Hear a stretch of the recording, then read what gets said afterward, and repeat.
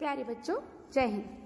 7वीं कक्षा में आज हमारा हिंदी विषय में कार्यपत्रक है 25 और इसमें हम एक नया पाठ पढ़ेंगे, आश्रम का अनुमानित व्यय।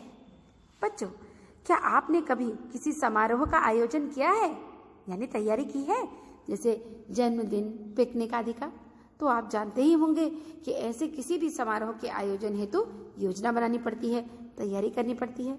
आपके घर में छोटे छोटे फंक्शंस होते रहते होंगे, कार्यक्रम, है ना। घर में किसी छोटे बच्चे के आने पर उसका नामकरण संस्कार, है ना, उसका मुंडन या कोई शादी ब्याह, और कुछ नहीं तो किसी का जन्मदिन ही, उसके लिए तैयारी करनी पड़ती है, योजना बनानी पड़ती है। क्या क्या सामान चाहिए, कितनी मात्रा में चाहिए, कितना खर्च होगा, इसका अनुमान भी लगाना पड़ता है। इसी प्रकार दक्षिण अफ्रीका से लौटकर गांधी जी ने अहमदाबाद में एक आश्रम की स्थापना की थी।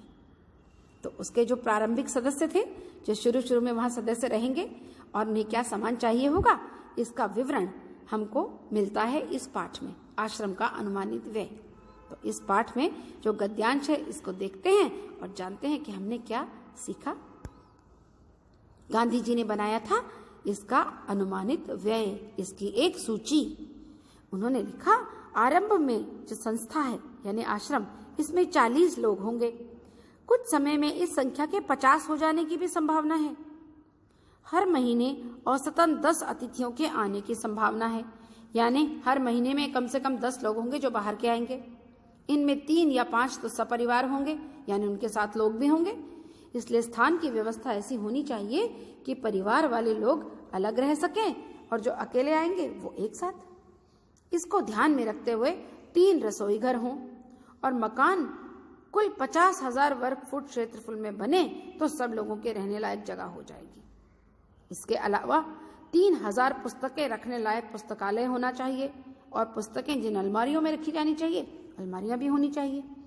कम से कम 5 एकड़ जमीन, जिसमें कम से कम 30 लोग एक साथ काम कर सकें, इतनी खेती के लायक जमीन चाहिए और औजार चाहिए।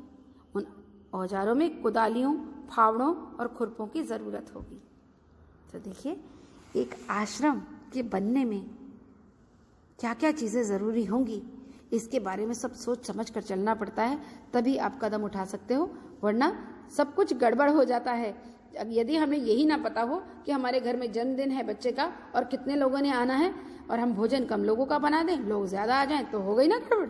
तो यही बात है, उन्होंने आश्रम का अनुमानित जो खर्च होगा उसके विषय में यह सूची बनाई थी। अब इस चित्र को देखकर बताइए पहले तो कि ये कौन है। पहचाना ना आपने? हाँ, ये आपके प्यारे बापू हैं और इनका पूरा नाम मोहनदास करमचंद गांधी था। प्रश्न 2, इतनी तैयारियां किस लिए की जा रही थी? प्रश्न 3, हर महीने औसतन कितने अतिथियों के आने की संभावना थी? प्रश्न 4, सपरिवार आने वाले अतिथियों के लिए क्या व्यवस्था होनी चाहिए?